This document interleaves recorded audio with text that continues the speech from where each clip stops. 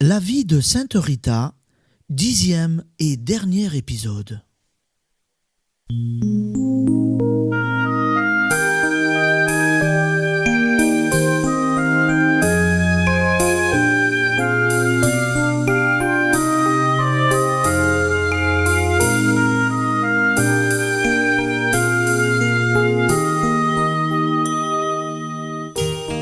Née en 1381 dans les montagnes d'Ombrie, fille unique d'Antoine et Amata Lotti, Rita, comblée de grâce, dès l'enfance, se retire au couvent de Sainte-Marie-Madeleine de Rocca-Porena. Après la mort de son mari et de ses deux fils, unie à la passion du Christ par la plaie douloureuse et malodorante qu'elle porte au front, sœur Rita, à la suite de son pèlerinage à Rome, pour le jubilé de 1450, se consacre totalement au salut des âmes et des corps. Usée par les privations qu'elle supporte et par la maladie, elle meurt en odeur de sainteté le 22 mai 1457. Près de son corps resté miraculeusement intact, deux guérisons se produisent et déjà, elle est vénérée comme la sainte des cas impossibles.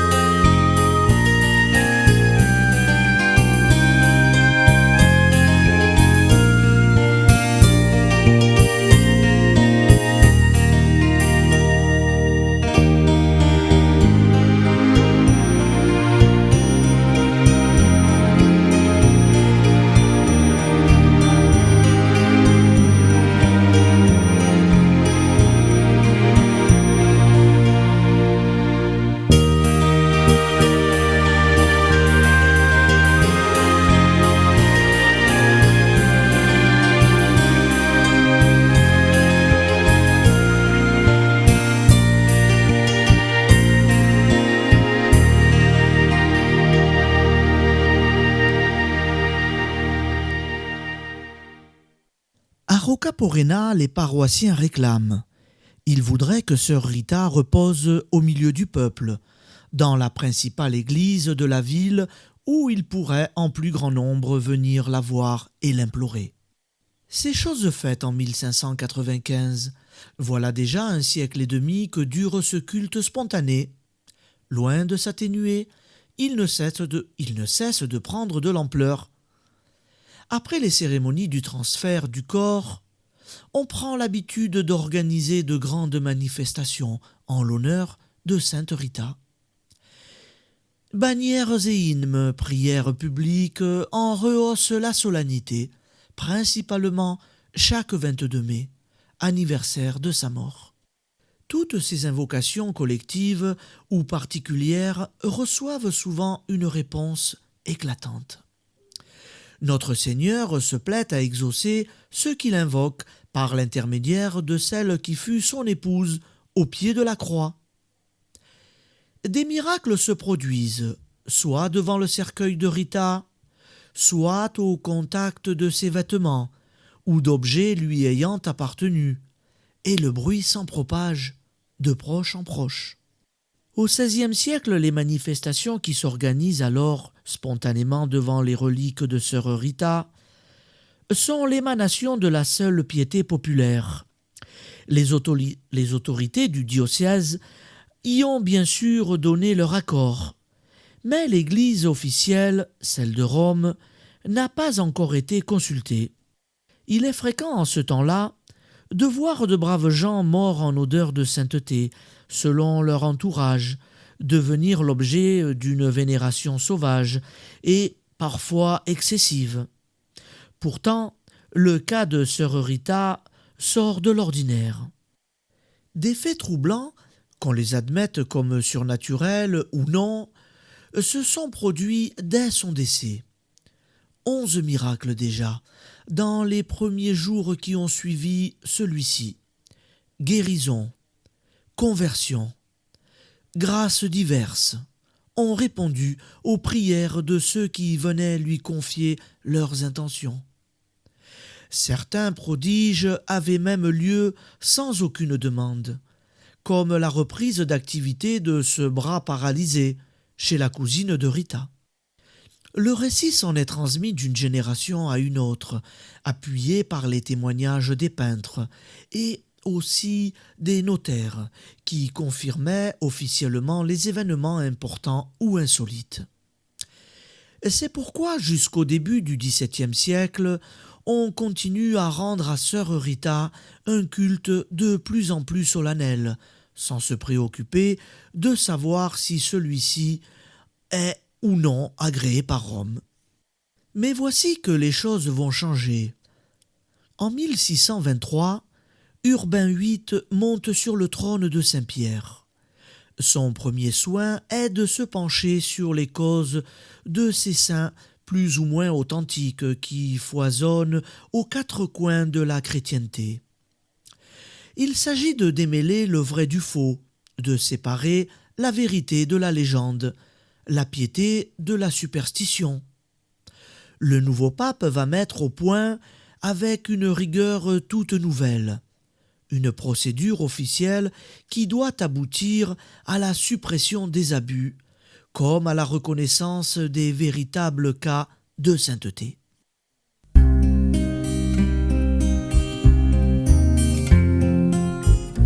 Sœur Rita trouvera-t-elle grâce aux yeux de ce pontife pointilleux ?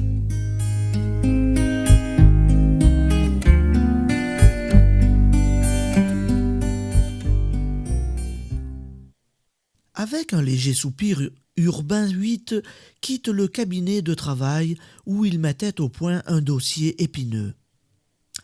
Depuis 2 ans, il s'occupe avec ardeur d'examiner les cas de dévotion, plus ou moins justifiés, envers tant de prétendus saints, qui se rencontrent couramment dans le peuple.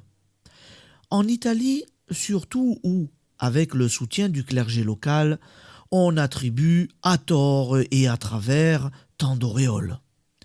Beaucoup de fidèles, de prêtres, aussi impressionnés par l'exemple des grands devanciers, voient partout des saint François d'Assise ou des Catherine de Sienne. La légende, la fable, viennent parfois s'en mêler, proposant en exemple des personnages dont l'existence même peut prêter au doute. Il faudrait du temps, du calme, de la réflexion et un travail acharné au pape et à ses collaborateurs pour mener à bien ces recherches minutieuses, dans le temps et dans l'espace. On verrait alors s'il y a lieu ou non d'en arriver à entamer des procédures de béatification. Or, sollicité par les devoirs de sa charge, Urbain VIII voit son temps bien morcelé. Fini pour aujourd'hui le travail personnel.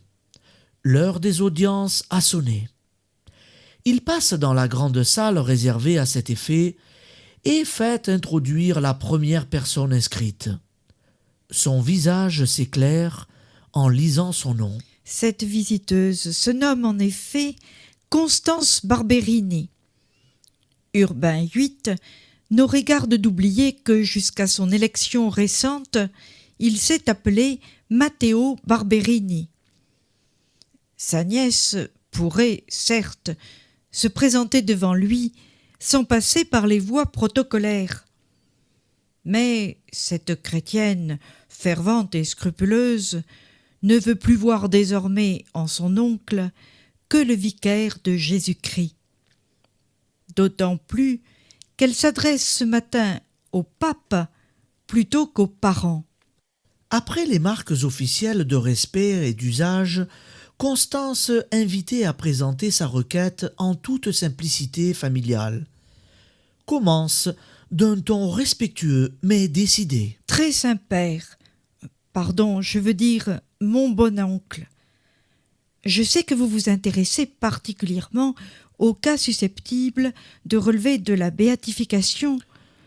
Allons, quelle cause plus ou moins juste va-t-elle se mêler de soutenir ? Se demande intérieurement le pape. Sans rien laisser paraître de ses sentiments, il l'encourage du geste à poursuivre. Mon oncle, j'ai lu, voici déjà quelques années, des récits d'une certaine sœur Rita, décédée en 1457, et dont les vertus... Un sourire à la fois bienveillant et sceptique arrête l'élan de la signora Barberini. Celle-ci, un peu décontenancée, mais tenace, reprend après une légère hésitation. Oh, je sais bien, mon oncle, que vous recommandez une extrême prudence vis-à-vis de ces jugements populaires, un peu hâtifs quelquefois. Mais de hautes autorités ecclésiastiques ont entendu parler de cette sœur Rita et des miracles qu'on lui attribue. Elle paraît justifier la confiance que l'on met en elle depuis un siècle et demi. Votre secrétaire majordome, monseigneur Faustet Poli, lui-même m'en a conté long sur le sujet. Urbain VIII, qui, jusque-là, écoutait un peu distraitement le plaidoyer de sa nièce, commence à lui prêter une oreille plus attentive. Si son majordome lui-même s'en mêle, la rumeur demande à être examinée de près. Et qui était cette sœur Rita? Une religieuse du couvent de Sainte-Marie-Madeleine à Cachia, dans le diocèse de Spolète. Votre ancien diocèse, mon oncle, précise Constance, d'une voix anxieuse et pleine d'espoir aussi. Le Saint-Père réfléchit, rassemble ses souvenirs. Cachia? Cachia? Une petite cité perdue en pleine montagne, et qu'il a visitée une fois. Oui, il se souvient maintenant. Un pays, certes, bien pauvre, bien rude. On doit y pratiquer l'austérité, ne pas craindre le sacrifice. Mais cette sœur Rita, en effet, il en avait entendu parler lors de son bref passage. La sœur à l'épine, disait-on dans le pays. On lui attribuait des miracles, peut-être ni plus ou moins qu'à tant d'autres. Pressé par le temps, l'évêque d'alors n'avait pas pu se rendre auprès de son tombeau, comme il en avait été instamment prié. Un tombeau ou un reliquaire? Quelqu'un en avait parlé de sarcophage, et aussi, il s'en souvient maintenant, de conservation du corps. Ou bien était-ce d'embaumement? Très intéressé, Urbain VIII demande à sa nièce de revenir plus longuement un autre jour en compagnie du chanoine Poli et de lui raconter l'histoire de cette religieuse d'Ombrie. Lui-même, immédiatement, va faire enquêter sur place. Avec une dernière révérence, Constance Barberini se retire satisfaite de l'effet produit par son intervention, et le visiteur suivant est introduit. Les travaux de la commission nommée par le pape ont duré 2 longues années, car il s'est révélé que le cas valait en effet la peine d'être approfondi. Une délégation de Rome s'est tout d'abord rendue à Cachia. Elle était présidée par monseigneur Pietro Colangeli, et elle a constaté, en présence de médecins et d'hommes de loi, l'inexplicable conservation du corps, après plus de 160 ans. Les officiels ont respiré le parfum délicieux qui s'en dégageait. Ils ont pris note, d'après des témoignages certifiés devant notaire, des prodiges qui s'opéraient autour de sœur Rita, et des récits plus anciens relatant des faits du même ordre, sans compter les révélations murmurées discrètement par ceux qui disent avoir obtenu par la prière devant cet autel des grâces spirituelles. C'est pourquoi, après avoir invoqué l'Esprit Saint, le pape signe en 1628 le décret de béatification. Les cérémonies vont se dérouler à Cassia le 22 mai, anniversaire de la naissance au ciel de Sœur Rita. Parmi les très nombreux assistants, beaucoup lui doivent de ses bienfaits, temporels ou surnaturels. D'autres sont les descendants des premiers miraculés, ou comptent parmi leurs ancêtres des parents, des voisins de Rita. Ils ont recueilli avec ferveur des récits transmis d'âge en âge, à la gloire de la nouvelle bienheureuse. De celle que l'on fête aujourd'hui, un grand honneur rejaillit sur la ville, sur la région entière. Au premier rang se tiennent avec les notables les actuelles religieuses de Sainte-Marie-Madeleine, conduites par leur abbesse, sœur Lucia Cittadoni. Les habitants de Roccaporena sont là aussi. Chacun se réclame d'une parenté plus ou moins lointaine avec les Lotti ou les Mancini des années 1400. La chasse trône en bonne place, au milieu du sanctuaire. Après les chants d'entrée, les hymnes, les oraisons, lecture est faite du décret pontifical, proclamant Bienheureuse Rita Mancini, religieuse morte en odeur de sainteté en 1457. Puis commence un long sermon en forme d'éloge.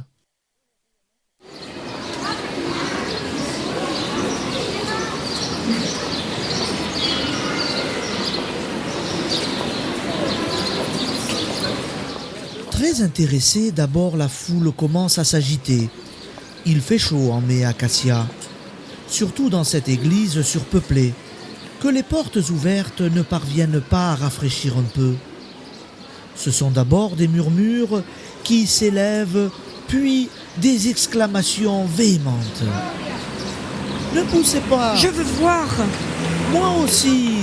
Elle a guéri mon père. Je suis son arrière-cousine. Que dis-tu? Par alliance en tout cas. Et alors, ne poussez donc pas !» Si bien que, malgré la sainteté du lieu, se produit un mouvement de foule qui risque de dégénérer en bagarre.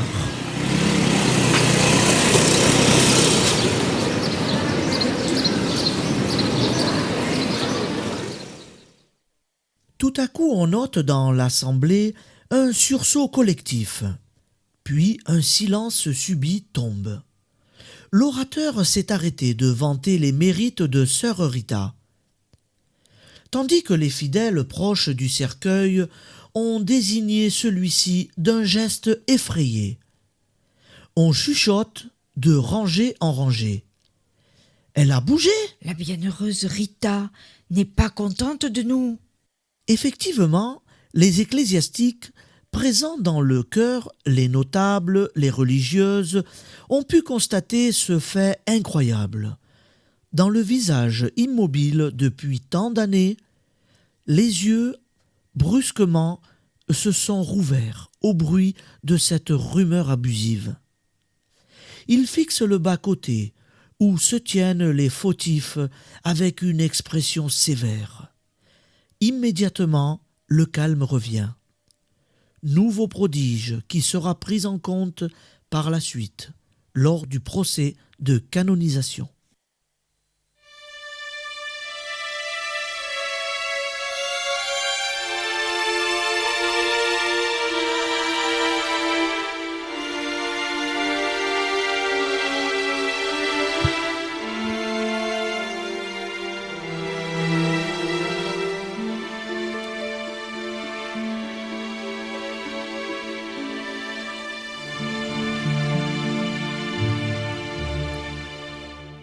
Ce procès ne s'ouvrira cependant pas tout de suite. Trop d'événements, tragiques pour la plupart, vont secouer le monde au cours des années, des siècles qui suivront. Guerres, révolutions, changements dans tous les domaines agiteront les esprits, susciteront les passions, absorberont l'attention générale.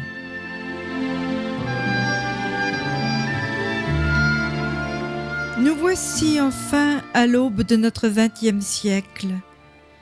C'est Léon XIII qui occupe à son tour le trône de Saint-Pierre.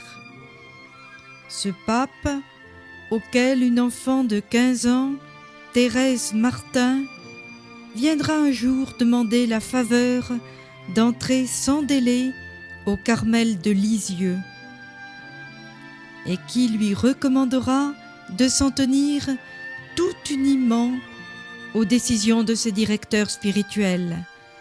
C'est dire combien il se montre lui aussi prudent et sage.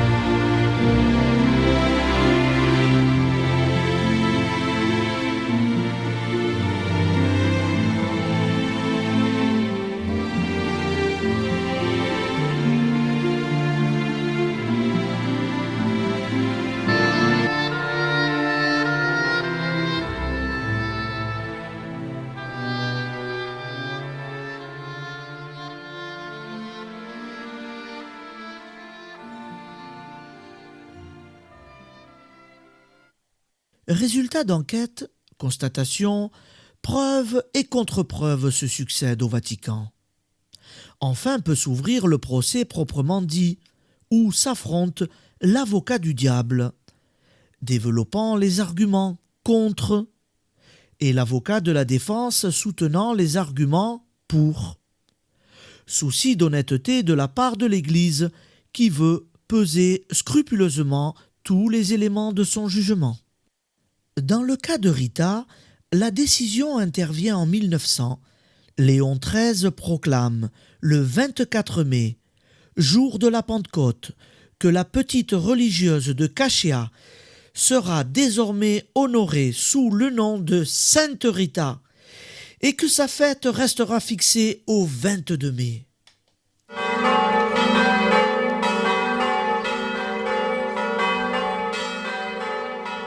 Elle sonne à toute volée, les cloches de Saint-Pierre.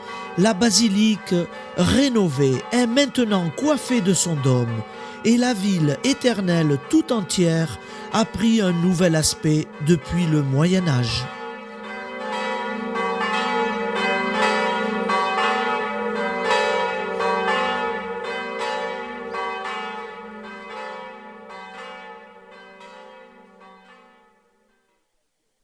En 1900, c'est en omnibus ou en calèche que les pèlerins se dirigent vers le sanctuaire. Mais les cœurs restent les mêmes. Là, autrefois, se tint un jour l'humble sœur Rita, assistant dans l'ombre d'un pilier à la canonisation de saint Bernardin de Sienne. Au même endroit se redressent fièrement, en ce jour, d'autres gens de son pays émerveillé et fervent comme elle l'était alors. Mais aussi des catholiques venus de toute l'Italie, des représentants du monde entier. La rose cachée de Rocca Porrena, la religieuse reléguée dans sa pauvre cellule pour ne pas déranger ses compagnes, reçoit maintenant un hommage universel. Le Seigneur, dont elle a volontairement partagé les souffrances, fait savoir publiquement qu'il lui donne part à sa gloire. Sur l'autel, les ors étincellent, les guirlandes de lumière resplendissent. Voici que s'avance le Saint-Père, escorté des plus hauts dignitaires de l'Église. Après la lecture du décret de canonisation, éclatent les rythmes de louange et d'action de grâce. Les accents prestigieux des chorales les plus renommés, les envolées des grandes orgues, rythmant les chants d'allégresse, les carillons s'élançant à l'assaut du ciel de Rome. Rien n'est trop beau pour honorer celle qui vécut toujours dans l'ombre, au service de Dieu et du prochain.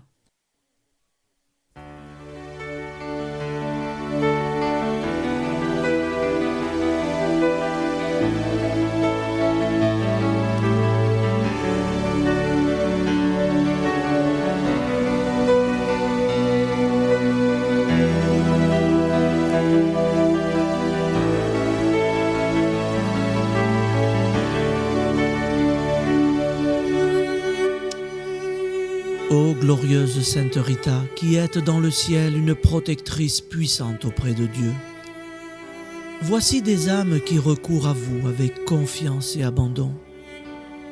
Intervenez auprès du Seigneur, tout-puissant et bon. Aidez-nous auprès de Dieu. C'est sur votre intercession que nous avons basé notre confiance. Couronnez nos espoirs, exaucez nos prières. Ô Dieu éternel, dont la miséricorde est sans mesure et la bonté infinie, nous vous rendons grâce pour les dons que vous nous avez accordés par les mérites de Sainte Rita. Ô vous qui êtes si bonne, Sainte Rita, faites que nous devenions de plus en plus dignes de la miséricorde de Dieu et de votre protection. Amen. Sainte Rita, priez pour nous. Sainte Rita, priez pour nous. Sainte Rita, priez pour nous.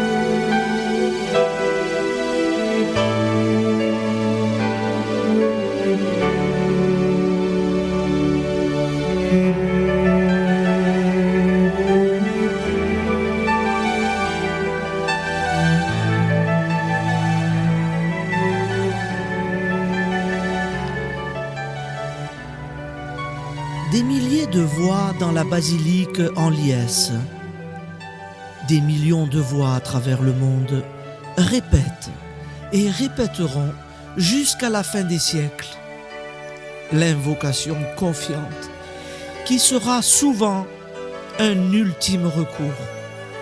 Sainte Rita de Cashia, priez pour nous.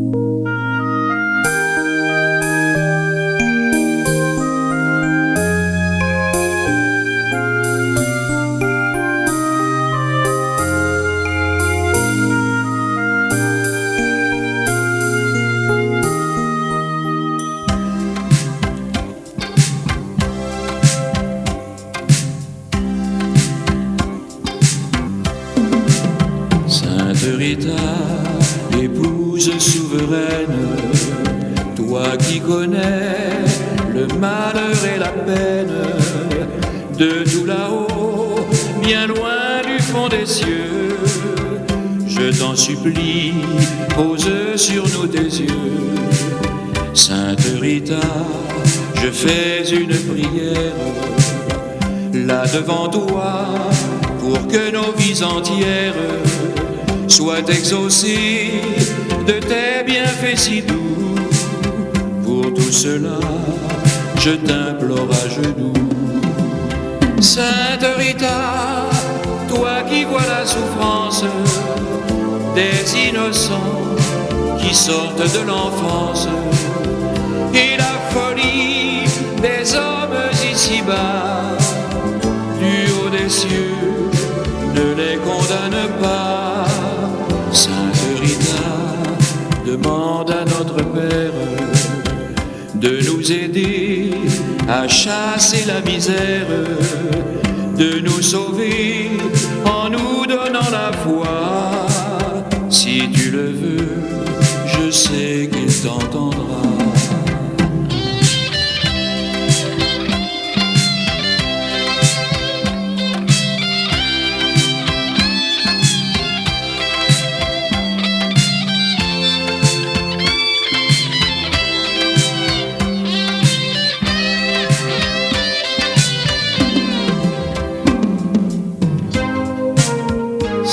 Rita, toi dont le sacrifice, le désespoir, mit le cœur au supplice, sans nul regret de perdre tout de toi, tes chers petits dont tu guidais les pas.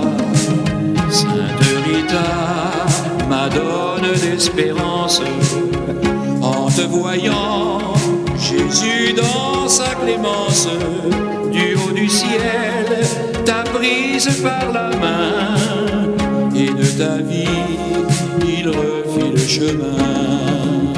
Sainte Rita, il fit de tes nuits noires un paradis, une si belle histoire, des jours si beaux que le monde en pleura, et dans sa gloire, il se pencha vers toi, en te confiant sa couronne d'épines, que tu serras tout contre ta poitrine, dans un grand ciel illuminé de joie.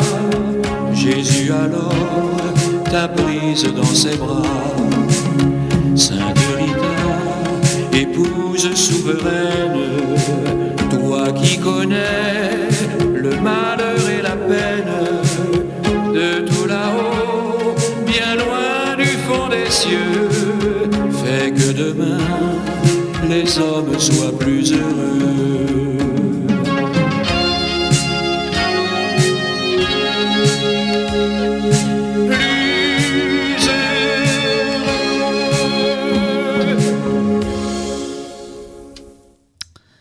Un grand merci à Roland Gerbaud.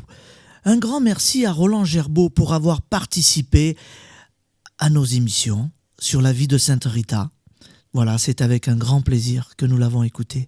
Amis auditeurs, je vous rappelle pour la dernière fois que si vous voulez vous procurer cette très belle chanson, elle se trouve à l'église de l'Annonciation à Sainte Rita dans le Vieux-Nice. Voilà, merci de nous avoir suivis et à bientôt.